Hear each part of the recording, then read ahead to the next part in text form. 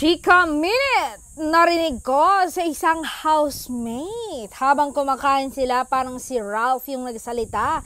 Sabi niya, sana may Dunkin na bukas. Sana maghatid si Belle, kuya.